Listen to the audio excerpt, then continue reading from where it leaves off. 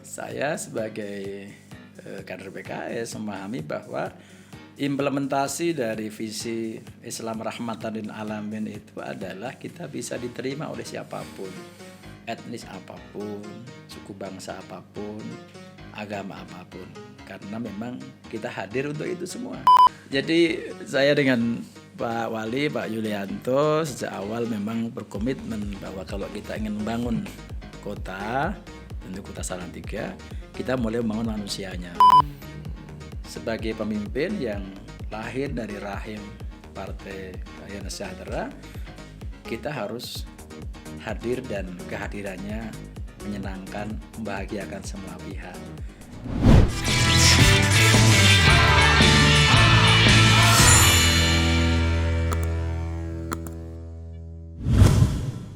Oke teman-teman, Assalamualaikum warahmatullahi wabarakatuh. Selamat datang di PKS, podcastnya PKS. Nah, kembali lagi saya di sini, Abar.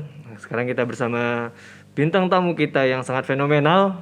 Ya, sudah teman-teman tahu gitu kan. Beliau ini adalah seorang pemimpin yang memiliki kiprah yang sangat luar biasa. Alhamdulillah sudah melalang buana kemana-mana, namanya ya Ustaz.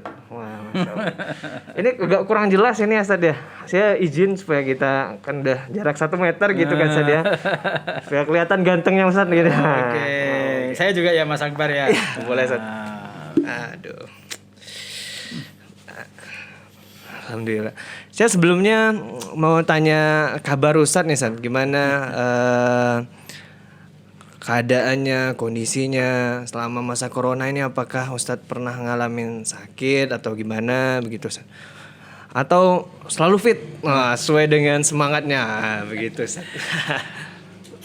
Makasih Mas Akbar. Alhamdulillah selama masa pandemi sejak bulan Maret 2020 pemerintah menetapkan sebagai pandemi nasional, bahkan pandemi global. Sampai hari ini dengan aktivitas yang relatif cukup padat, atas izin Allah sampai hari ini sehat Mas Akbar. Alhamdulillah. Semoga terus ya bisa sehat selalu ya Sad ya. Amin amin Mas Akbar. Kemudian ini Sad, saya pengen tahu lebih dalam tentang Ustadz Haris gitu kan. Ya, beliau yang dengan umurnya udah berapa Sad? Mau tahu atau mau tahu banget? Mau tahu banget lah Sat. Supaya kan biar kita dekat gitu Sat. Jangan hanya dekat waktu podcast gitu kan. Saya ketika orang itu bisa dekat, dia itu bukan hanya kenal gitu kan Sat. Iya. Bukan kenalnya misalnya kamu namanya siapa sih gitu kan. Tapi kalau saya mikir orang itu bisa dekat itu dia tahu kamu pasti ukuran sepatunya segini. Kamu pasti hobinya begini. Nah, kita biar Ustadz dekat dengan para hadirin, para teman-teman yang nontonin kita ini Ustaz. Nah, biar mereka lebih paham kayak misalnya Ustaz hobinya apa gitu kan. Terus Ustaz biasanya suka makan rendang apa enggak? Masuk lah nih barang. Gitu. Iya Mas Akbar. Umur Ustaz berapa berarti? 55 tahun. Masya Allah. Anaknya 6, cucunya 3 mau 4. Alhamdulillah. Sudah relatif tua tapi insya Allah masih muda. Semangat pengen seperti Mas Akbar yang selalu prima. Oke teman-teman, kalian perlu tahu beliau ini adalah wakil wali kota 2 periode di kota Salatiga. Benar gak Sat? Betul Mas Akbar. Saya udah lama banget pengen ketemu Sat tuh. Akhirnya ketemuan sampai sekarang kan. Memang orang sibuk tuh jadwalnya padat gitu kan. Agak susah ditemuin, benar gak Sat? Ketahuan padangnya dan ketahuan rendangnya ini. Aduh, Masya Allah. Ya alhamdulillah lah ada yang mudah-mudahan bermanfaat. Selama 9 tahun saya menjadi wakil wali kota di Salatiga. Kita berharap bukan hanya bermanfaat bagi warga kami di Salatiga, mudah-mudahan juga sedikit banyak ada sumbangsih untuk negeri kita, untuk Indonesia yang kita cintai. Karena saya kira sekarang eranya kita terus belajar agar bisa memberikan yang terbaik. Saya pun walaupun sudah 9 tahun jadi wakil wali kota Mas Akbar, terus belajar juga. Termasuk belajar kepada Mas Akbar pada siang hari ini, anak muda. Aku mah apa tuh? Aku mah apa tuh? Ana pengen tanya ini Sat. Selepas dari itu Salatiga ini yang unik dari Salatiga itu apa sih, Set? Dulu Mas Akbar, pemerintah kolonial Belanda yang pernah tinggal di Indonesia lama ini dan pernah menjajah kita, dan juga mereka banyak yang tinggal di Salatiga mengatakan Salatiga ini kota terindah di Jawa Tengah. Masuk. Serius, Ustaz? Oh iyalah. Yakin banget. Dengan tingkat ketinggian di atas permukaan laut sekitar 400 sampai 700 dan 60% wilayah kami itu bergelombang begini. Nyaman, dingin, sejuk. Benar. Dan Kalau dingin sejuk saya benar. ini buktinya sekarang kita kan.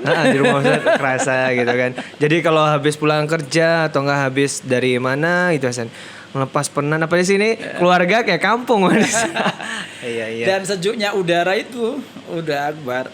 Sesejuk itu pula warga kota Salatiga. Masya Allah. Betul, kami beragam, etnis beragam, lebih dari 35 suku bangsa tinggal di sini.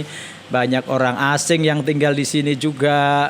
Kemudian aneka ragam agama. Tapi semuanya rukun ya, Ustaz? Iya, betul sekali. Rukun. Dan PKS bisa Alhamdulillah, itulah yang kita benar. syukuri udah Akbar. Oh ini objek wisatanya di sini yang memang orang tuh apa sih? Googling, kalau misalnya googling kan misalnya di Jakarta datang atau enggak dari mana deh gitu kan datang, aku pengen ke Salatiga. Tapi aku nggak tahu di mana sih, atau enggak pas lewat Salatiga orang tuh bakal googling ini. Kira-kira itu apa objek wisatanya, San? Gini udah. Jadi kalau Salatiga ini orang lebih mengenal sebagai kota transit wisata. Malamnya nginap di Salatiga, berkuliner di Salatiga, Bablas Jogja. aneka ragam makanan, aneka ragam minuman, dan yang paling kita kenal wedang ronde. Oh, itu asli Salatiga? Walaupun tidak asli tetapi sangat populer karena di udara yang sejuk seperti ini. Ronde yang panas itu betul-betul nikmat. Berapa ronde? Kalau bertarung, maksudnya bertarung gitu. Dan di sini ada tumpang koyor, di sini ada enteng-enteng gepuk, di sini yang sedang populer sekarang ada singkong di 9 yang pasti kan sangat terkenal sekarang ini. Bener itu saja.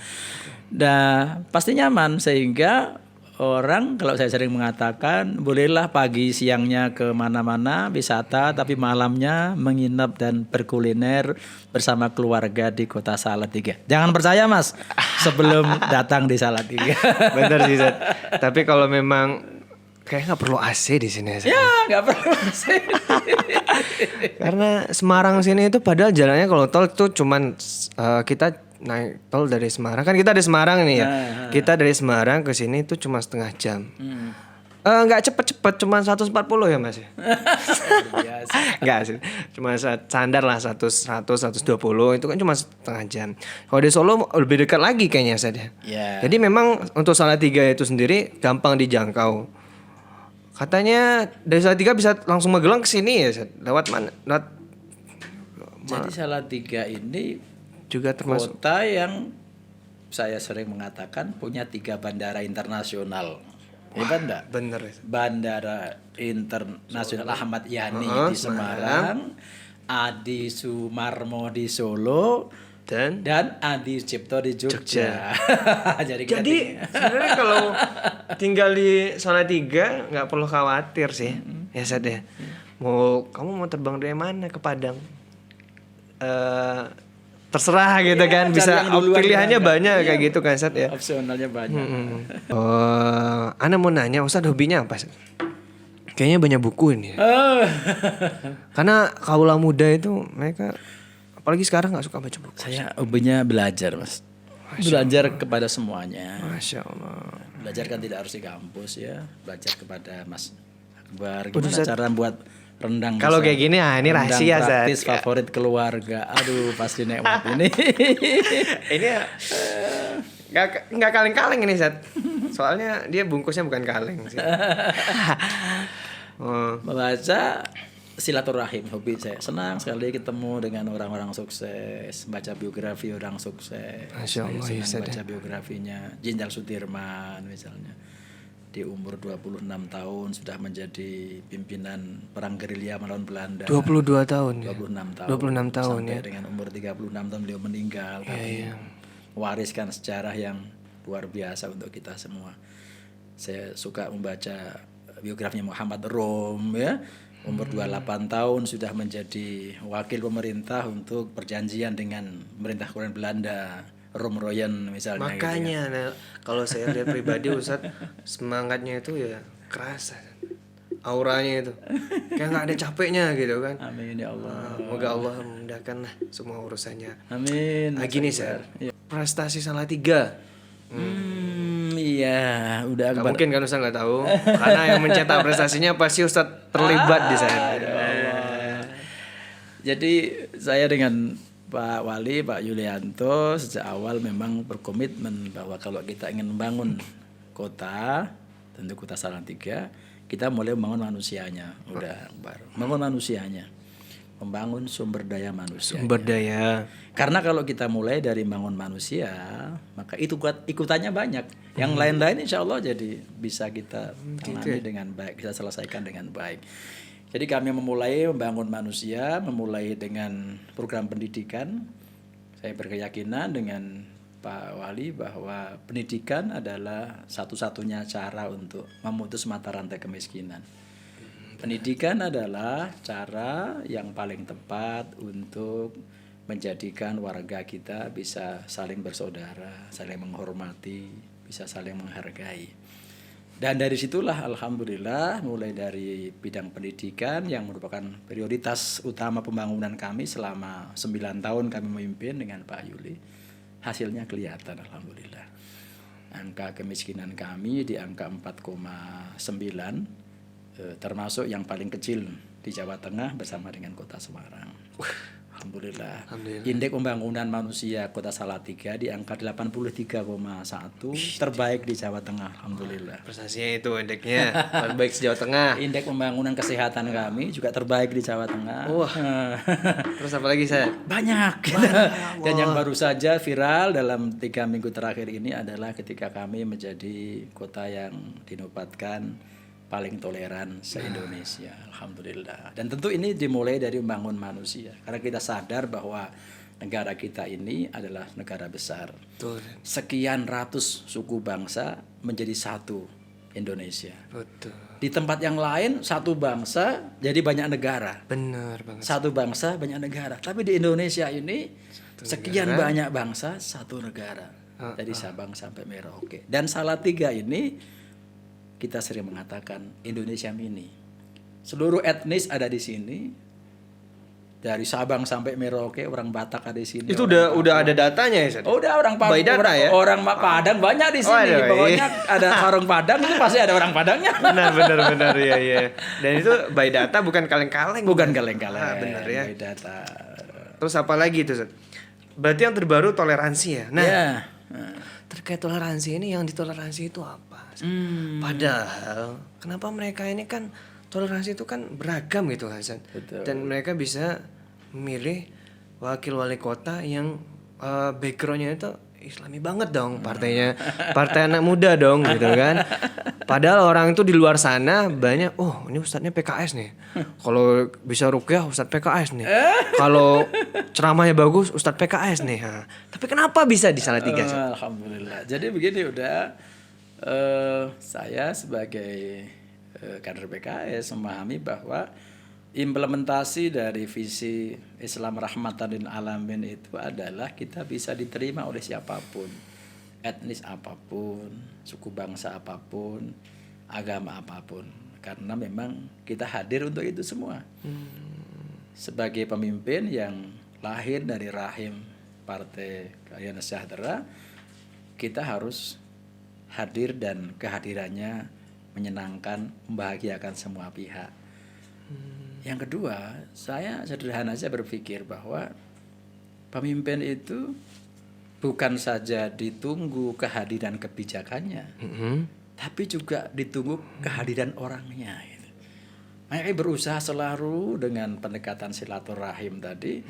Saya selalu berusaha untuk hadir kalau ada warga kami yang sedang kesusahan, ada keluarganya yang meninggal. Makanya kemarin itu Ustaz ya.